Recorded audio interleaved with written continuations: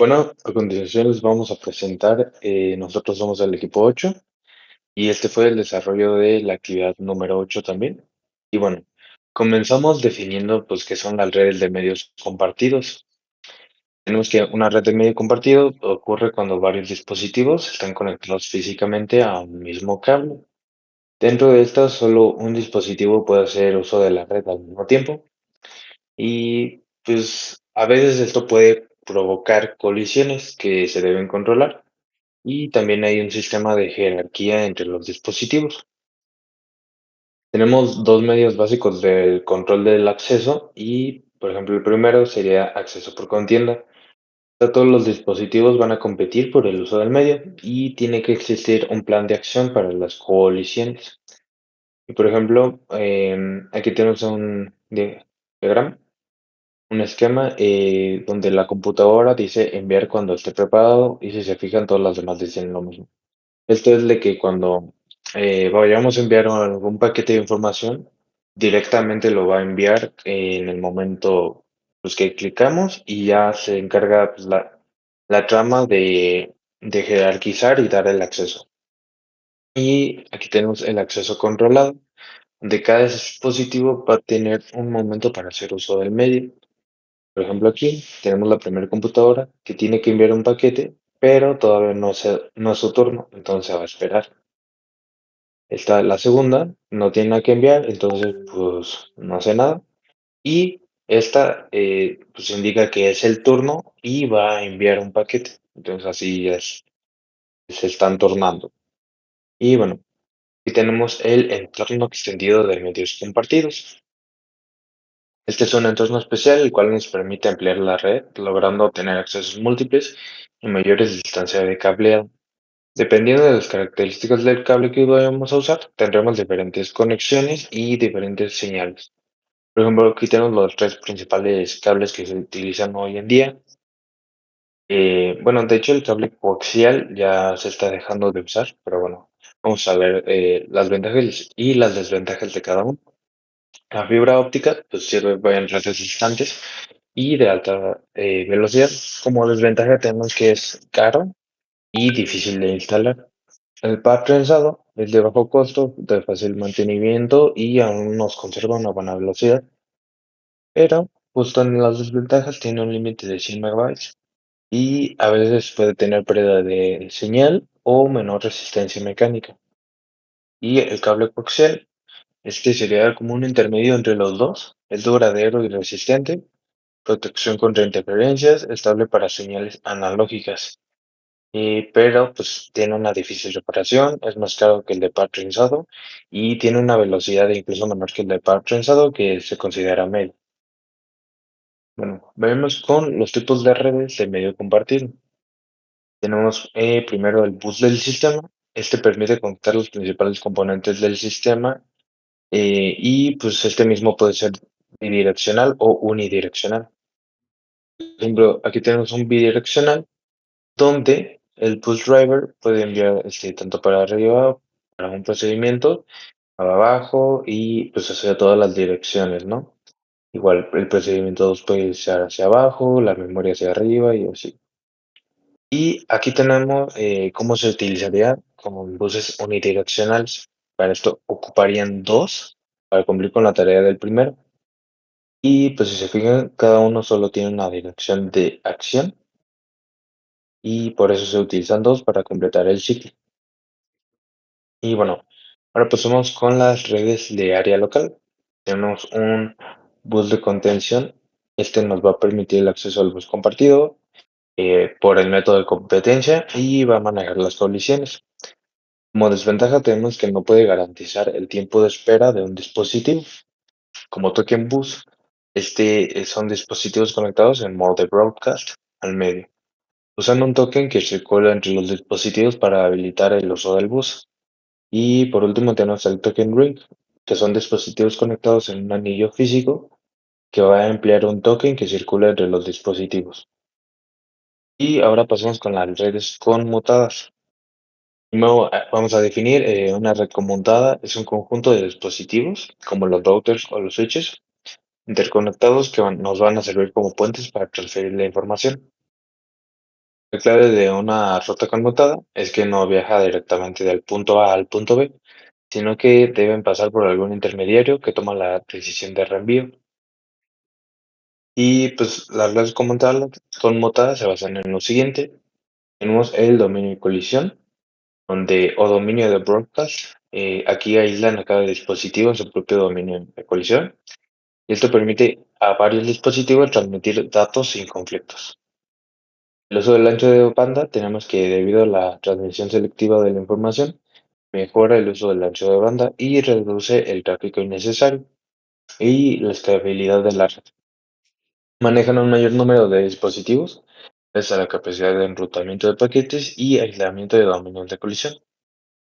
Ahora vamos con un poco de la evolución o la historia de las redes conmutadas, como conceptos, bueno, aquí entre 1970 y 1980 eh, empiezan los conceptos iniciales de conmutación y pues en 1970 surge justo el concepto de conmutación de paquetes y esto sentó las bases para las redes conmutadas modernas y en 1980 se introduce el Ethernet como un medio compartido, pero como dependía de concentradores, provocaba congestión en la red y limitaba la escalabilidad.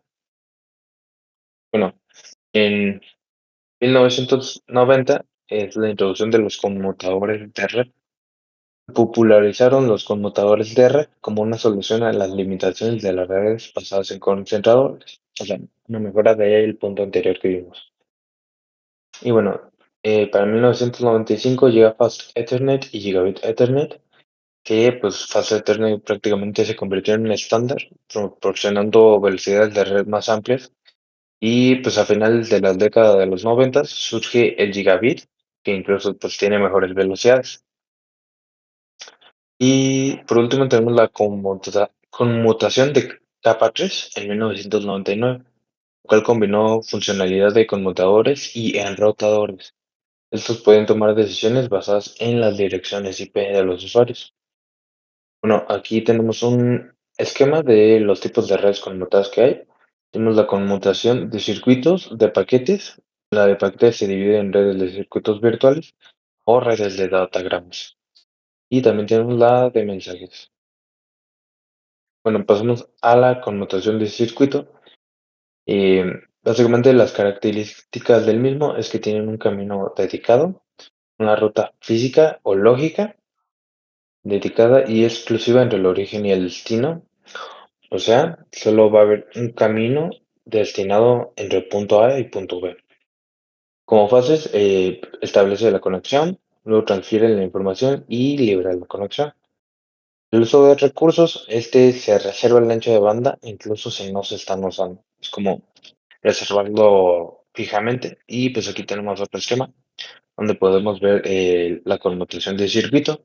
Tenemos aquí una línea de alta capacidad y vamos a tener dos switches que conectan a los teléfonos con líneas de baja capacidad.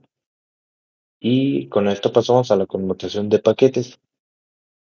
Estos utilizan una ruta compartida y la información se va a dividir en paquetes.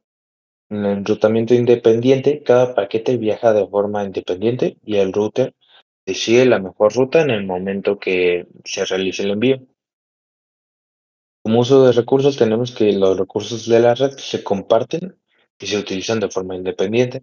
Con funcionamiento, los nodos almacenan temporalmente un paquete antes de reenviarlo al siguiente. Y pues aquí tenemos otro diagrama, donde una computadora va a enviar varios paquetes. El primer router decide, en vez de la redundancia, por qué ruta se va a ir de las tres. En este caso decidió esta, pero también por irse por abajo y al siguiente. Entonces, al final, cada paquete puede tomar una vía alterna para llegar a la computadora final. Y esto provoca incluso que tengamos desorden de los paquetes de la llegada. Entonces, cada paquete debe tener la información del orden en el que iba para que el mensaje se pueda decodificar correctamente. Como ventajas de la conmutación tenemos que es más útil en redes que contienen varias subredes y redes separadas.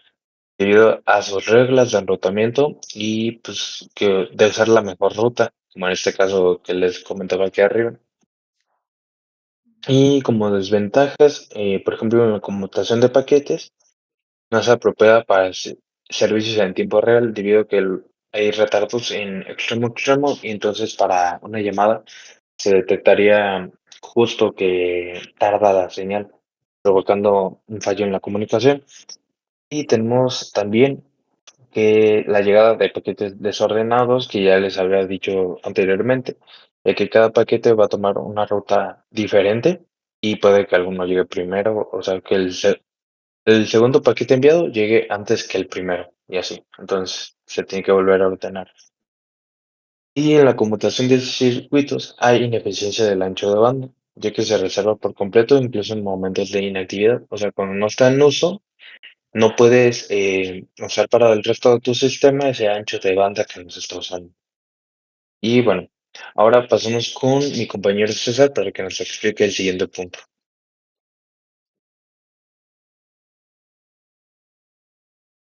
Bueno, yo les voy a explicar lo que es la coherencia de memoria de caché.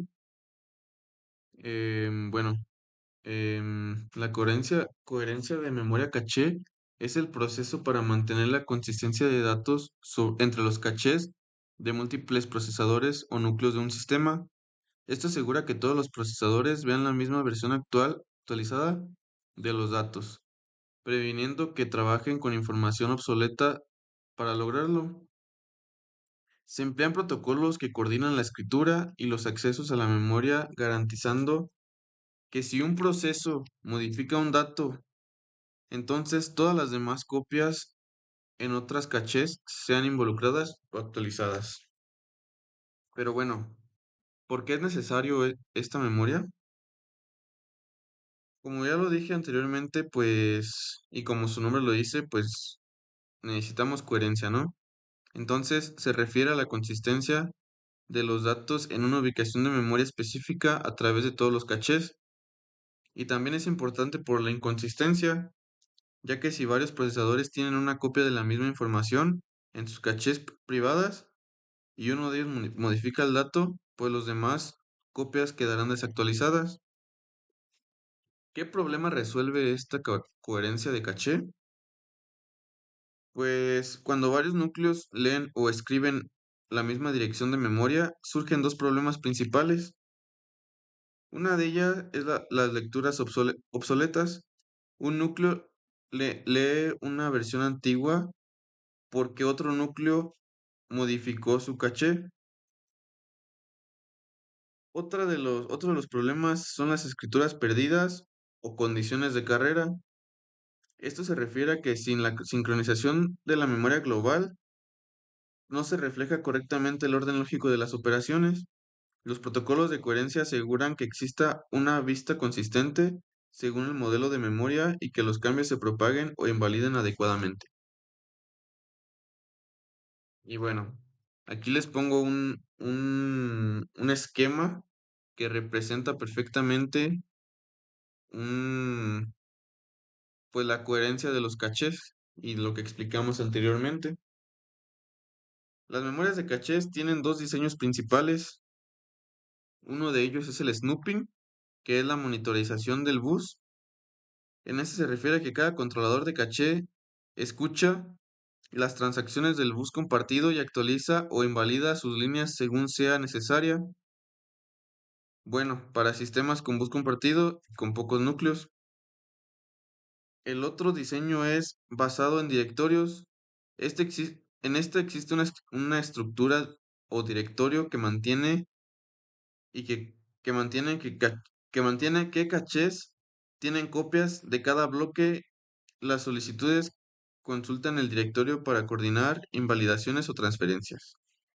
Igualmente aquí les puse otro esquema que muestra pues la coherencia de las memorias caché. em, y pues vamos con lo siguiente.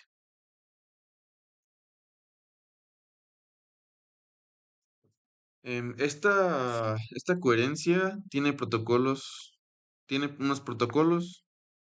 Está el MSI, que es el Modified Shared Invalid, que es un protocolo básico con tres estados. Está el MESI, que es el Modified Exclusive Shared Invalid. Este añade el estado exclusive que mejora la eficiencia en lecturas exclusivas y write back. Es uno de los más usados en Intel y en otros y reduce el tráfico en ciertas situaciones. También está el Moesi, Mesif y otros, que son las variantes que introducen estados como owner o forward para optimizar quién suministra datos sucios sin ir siempre a la memoria principal. Bueno, esto fue todo de la coherencia de caché. Ahora vamos con los sistemas de memoria distribuida, multicomputadoras o clusters. Bueno, un sistema de memoria distribuida es aquel en que la memoria del sistema está repartida físicamente entre varios nodos, ordenadores o procesadores con su propia memoria local, y la comunicación entre ellos se realiza por interconexión de red o por un paso de mensajes. Un multicomputador se puede ver como un computador paralelo conformado por varios procesadores y cada uno en su memoria local, que se interconectan para trabajar en conjunto. Un clúster es una de las implementaciones más comunes de estas ideas, un conjunto de ordenadores independientes que se les puede llamar nodos interconectados por un conjunto de red de alta velocidad que cooperan para resolver tareas como si fuesen un solo sistema. Bueno, las características de este sistema es que cada nodo dispone de su propia memoria física local. Esto implica que por defecto un procesador solo accede directamente a su memoria local y si necesita datos de otro nodo debe comunicarse con él por envío de mensajes o mediante librerías de mensajes. Mm, permítame, permítame.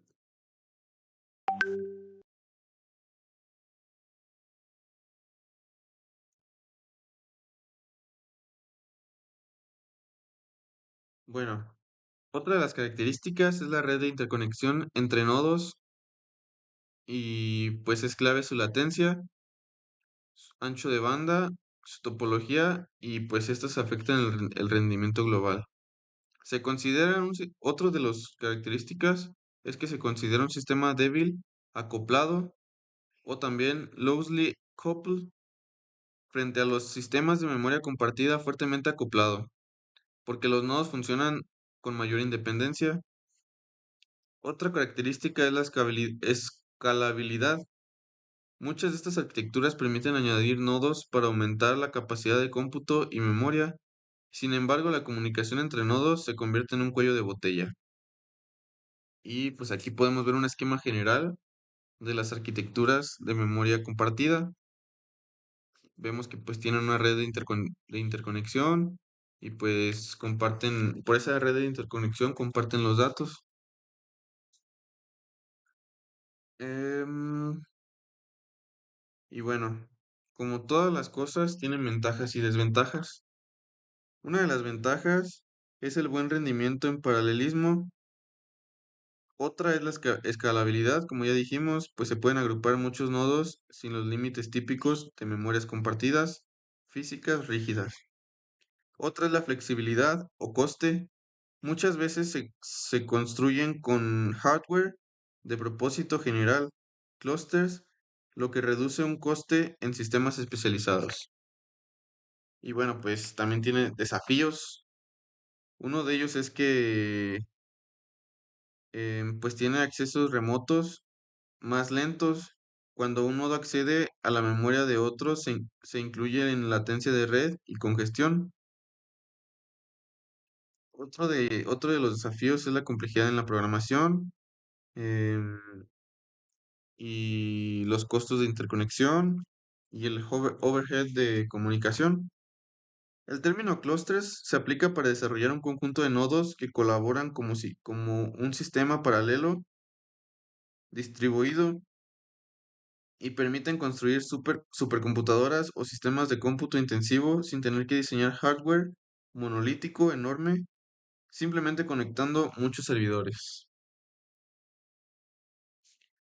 Y bueno, eso fue todo por el tema de sistemas de memoria distribuida.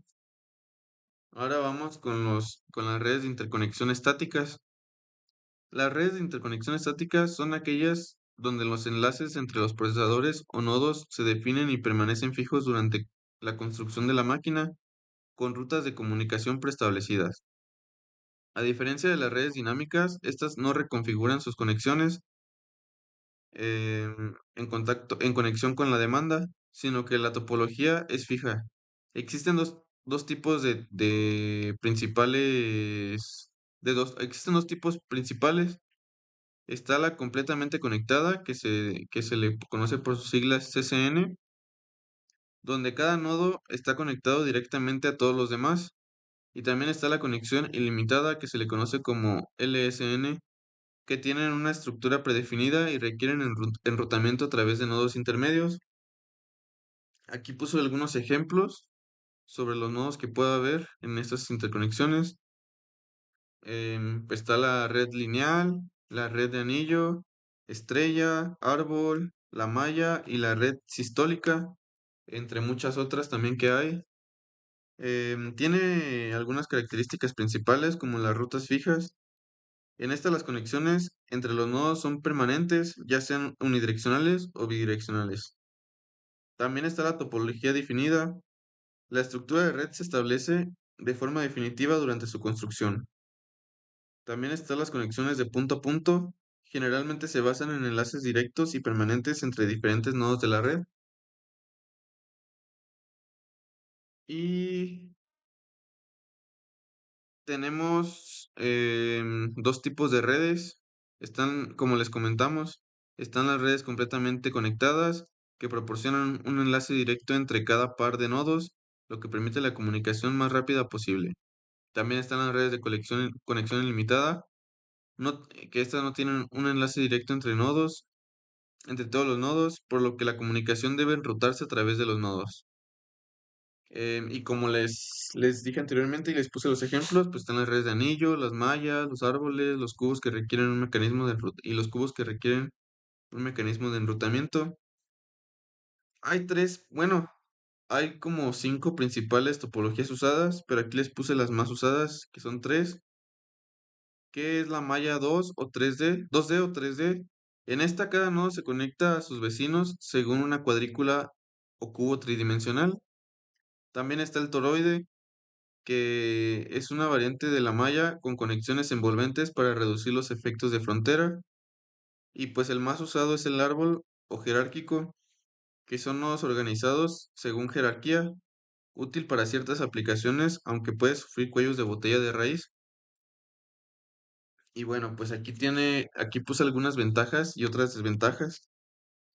Una es el rendimiento consistente cuando una de las ventajas es el rendimiento consistente cuando los patrones de comunicación coinciden en la topología, rutas cortas y baja latencia. Otra de las ventajas es la menor complejidad de control en tiempo de ejecución, ya que no reconfigura la red. Otra de las ventajas es que es buena para sistemas altamente paralelos, donde los flujos de datos son conocidos y predecibles. Otra bueno, una de las desventajas es que son poco flexibles y cambian topología o añaden nodos, perdón, cambiar topología o añadir nodos es costoso o difícil. Si el patrón de comunicación difiere mucho con el diseño, puede generarse congestión. Otra de las desventajas es la escalabilidad limitada comparada con redes dinámicas. En caso de fallo de enlaces o nodos, puede afectar severamente rutas de comunicación. Y bueno, pues aquí les puse igualmente otro pequeño diagrama o esquema que muestran las redes de interconexiones estáticas. Podemos ver que pues ya están definidas su ubicación, em, y pues son consistentes los patrones de comunicación con las rutas, y pues también tiene una menor complejidad de control en el tiempo de ejecución. Y pues vemos que pues igualmente también es paralelo, como lo habíamos comentado anteriormente. Y bueno, pues esto fue todo. Aquí puse la bibliografía que usé bueno, de las páginas que usé para sacar la información. Y bueno, sería todo de mi parte.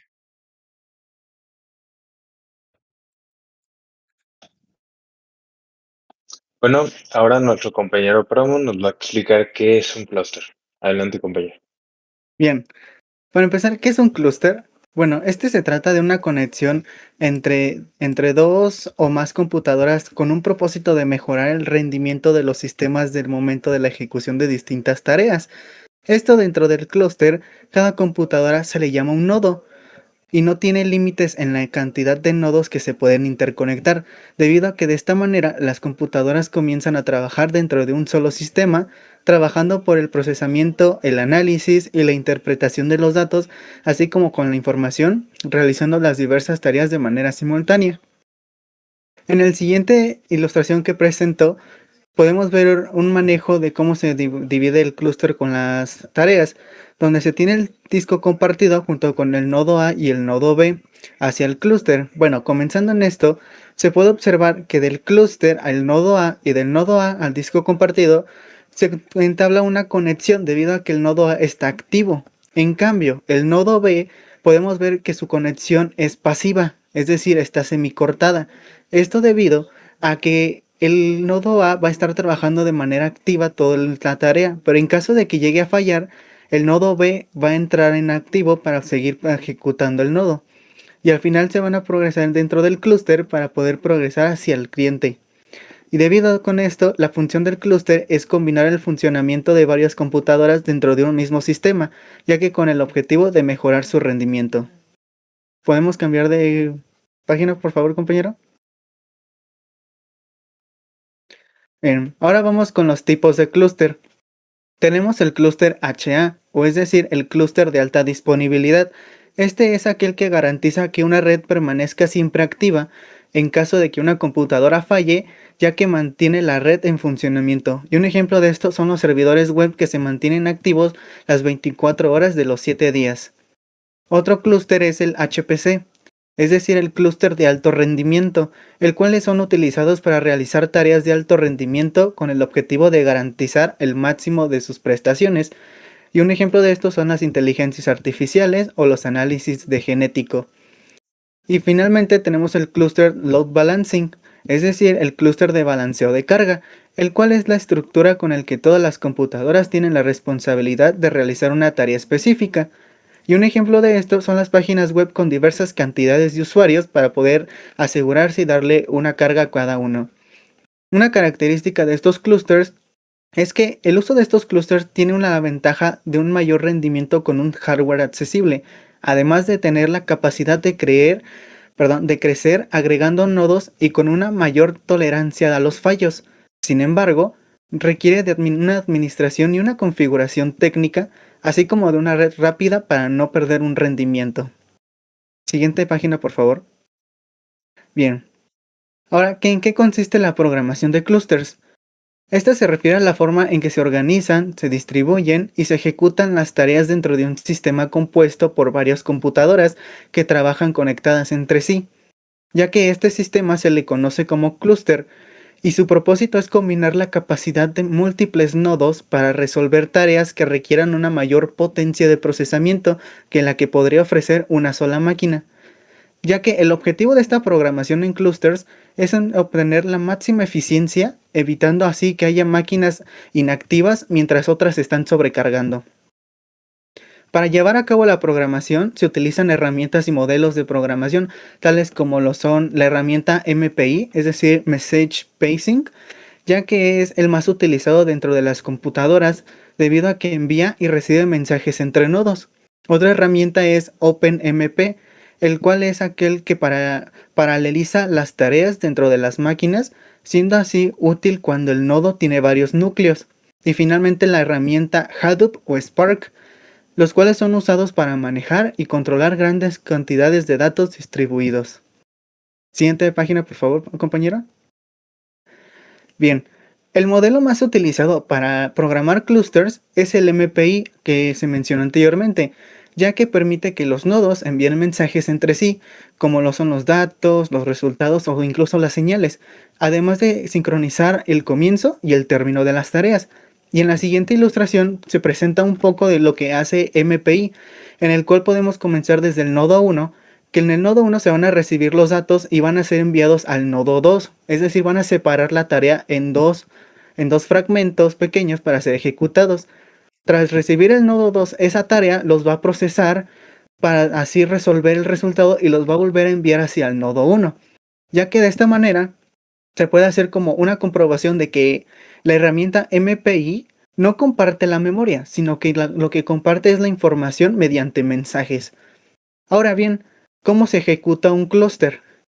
Para empezar, la subtarea, es decir, la tarea principal, se va a analizar para después ser fragmentada en partes pequeñas, para después tener la asignación en los nodos, el cual va a ser el planificador del clúster, el cual va a determinar el nodo para asignarle una subtarea. Siguiente página, por favor, compañero. Tras eso, tenemos la ejecución en nodos, en donde cada nodo va a comenzar la ejecución de su subtarea en paralelo junto al resto de nodos. Tras eso tenemos la comunicación, debido a que en algunas ocasiones los nodos van a requerir un intercambio de información. Gracias a las redes de alta velocidad y protocolos se pueden compartir esta información. Tenemos después la recolección de resultados, donde los nodos van a determinar su ejecución, donde los resultados son enviados hacia un nodo controlador, es decir, aquel que va a ser el encargado de recibir la información y de unirla, es decir, unificarla. Y finalmente tenemos la entrega de un resultado, ya que una vez que se unen estos resultados anteriores, se van a entregar en un resultado único, de una manera como si una computadora lo hubiera realizado, pero en una menor cantidad de tiempo.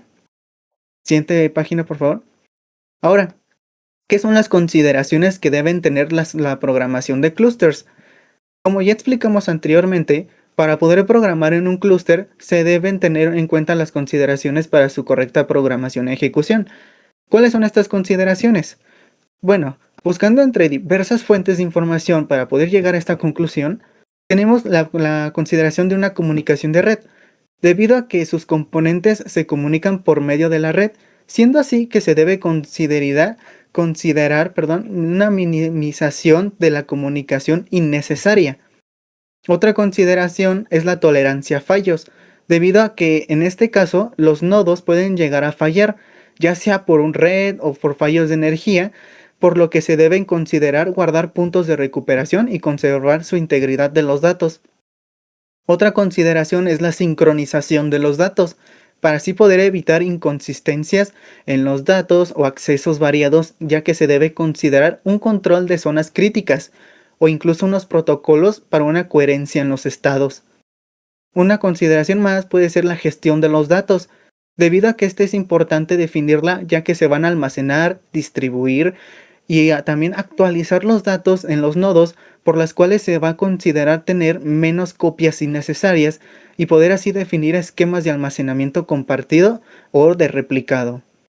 Otra consideración que tenemos es la escalabilidad, el cual dentro de esta el programa debe permitir la edición o eliminación de los nodos, por lo cual son de considerar algoritmos paralelos escalables. Siguiente página, por favor. También tenemos un equilibrio de carga, ya que dentro de esta consideración lo que creemos y que es importante es para poder obtener el mejor aprovechamiento del clúster, ya que así las tareas deben distribuirse de manera igualitaria en todos los nodos para así evitar que una se sobrecargue. Y finalmente tenemos el monitoreo, ya que de esta manera, debido a que el sistema se va a llevar a cabo dentro de una manera distribuida, es decir, de entre todos los nodos que se van a estar ejecutando, se debe llevar una supervisión usando herramientas de gestión, de visualización de los estados del clúster y entre otros más. Y dentro de esta ilustración que presento, tenemos un poco de lo que se explicó anteriormente en estas consideraciones, donde comenzamos con la programación de los clústeres, toda esa ejecución de cómo se realizan los nodos y cómo la tarea va a pasar por una comunicación que se va a dividir en 3 tareas o en 3 nodos respectivamente, Cuando se termine la operación de la ejecución, los resultados lo va a unir en un solo punto, o cuando en este caso nos referimos la sincronización, ya que para este punto cada nodo debió haber terminado su proceso, ya que una vez terminado se van a unificar para mostrar un solo resultado único, tal y como se explicó anteriormente. Y bueno, para terminar esto, podemos llevar a cabo este tipo de programaciones de clusters, ya que existen algunas plataformas como Hadoop, Spark, para el procesamiento distribuido, pero también existe Kubernetes para una mayor automatización de los nodos. Y esto es todo, esto ha sido todo de mi parte. Gracias. Compañero, bueno, esto fue nuestro desarrollo de la actividad número 8. Aquí pues estamos viendo algo de nuestra bibliografía. Y bueno, esto sería todo de esta actividad.